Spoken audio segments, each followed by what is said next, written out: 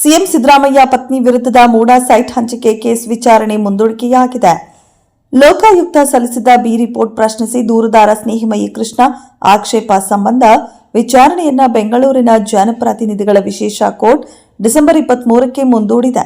ತನಿಖೆಯ ಸ್ಥಿತಿಗತಿ ಬಗ್ಗೆ ಲೋಕಾಯುಕ್ತ ಪೊಲೀಸರು ವರದಿ ಸಲ್ಲಿಸಿದ್ದು ತನಿಖೆ ಅಂತಿಮ ಹಂತದಲ್ಲಿದೆ ಎಂದು ಲೋಕಾಯುಕ್ತ ಎಸ್ಪಿಪಿ ವೆಂಕಟೇಶ್ ಅರಬಟ್ಟಿ ನ್ಯಾಯಾಲಯಕ್ಕೆ ತಿಳಿಸಿದ್ದಾರೆ.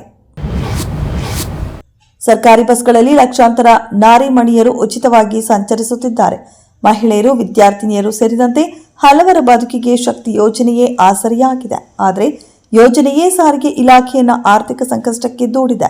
ಈ ಬಗ್ಗೆ ಸದನದಲ್ಲೂ ಕೂಡ ಚರ್ಚೆಯಾಗಿದ್ದು, ಅದರ ಬೆನ್ನಲ್ಲೇ ಇದೀಗ ಸರ್ಕಾರ ಶಕ್ತಿ ಯೋಜನೆಗೆ ಅನುದಾನ ಬಿಡುಗಡೆ ಮಾಡಿದೆ. 4 ನಿಗಮಗಳಿಗೆ 441 ಕೋಟಿ ರೂಪಾಯಿ ಅನುದಾನ ಬಿಡುಗಡೆ ಮಾಡಲಾಗಿದೆ. ಕಳೆದ ವರ್ಷ ವಿಶ್ವಸಂಸ್ಥೆಯ ಸಾಮಾನ್ಯ ಸಭೆಯು ಡಿಸೆಂಬರ್ 21ನ ಪ್ರಥಮ ವಿಶ್ವ ಧ್ಯಾನ ದಿನವಾಗಿ ಘೋಷಿಸಿದ ದಿನದಂದೇ ಜಗತ್ತಿನಾದ್ಯಂತ 8.5 ಮಿಲಿಯನ್ ಜನರು ಒಂದೇ ಸಮಯದಲ್ಲಿ ಧ್ಯಾನದಲ್ಲಿ ಭಾಗವಹಿಸಿದರು. ಜಾಗತಿಕ ಆಧ್ಯಾತ್ಮಿಕ ನಾಯಕರು ಹಾಗೂ ಮಾನವತಾವಾದಿಯಾದ ಗುರುದೇವ್ ಶ್ರೀ ಶ್ರೀ ರವಿಶಂಕರರು ಜಿನೀವಾದಲ್ಲಿನ ವಿಶ್ವಸಂಸ್ಥೆಯ ಸಭಾಂಗಣದಿಂದ ಮಾತನಾಡುತ್ತಾ ಈ ಅಶಾಂತ ಜಗತ್ತಿಗೆ ಧ್ಯಾನದ ಅಗತ್ಯತೆಯ ಮಹತ್ವವನ್ನ ತಿಳಿಸಿ ಅದನ್ನು ಅನುಸರಿಸಿ ರೂಢಿಸಿಕೊಳ್ಳುವಂತೆ ಇಡೀ ವಿಶ್ವಕ್ಕೆ ಕರೆ ನೀಡಿದರು. ಉತ್ತರ ಕನ್ನಡ ಜಿಲ್ಲೆಯ ಕಾರವಾರ ಕಡಲ ತೀರದಲ್ಲಿ ಜಿಪಿಎಸ್ ಟ್ರ್ಯಾಕರ್ ಅಳವಡಿಸಿದ ಅಪರೂಪದ ಹಕ್ಕಿಯೊಂದು ಪತ್ತೆಯಾಗಿದ್ದು, ಜಿಲ್ಲಾ ಪೊಲೀಸ್ ಇಲಾಖೆ ತನಿಖೆಯನ್ನ ತೀವ್ರಗೊಳಿಸಿದೆ.